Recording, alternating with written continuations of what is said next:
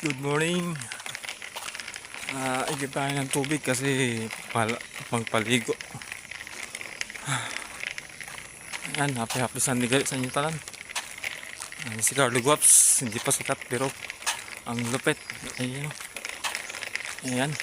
So guys, marami na sa atin nakakilala dito sa Barrio Luok at saka Barrio Pinamangka. Ba talaga basta sikat ka na? Sikat ah.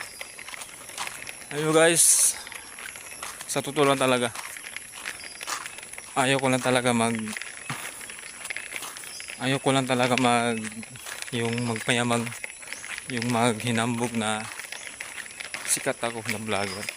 Hindi ganun. Dapat kung sikat ka na vlogger, huwag mong pakita yung ugali mo. Dapat ugali mo na mabait ka at namamansin ka. Hindi naman katulad ng iba,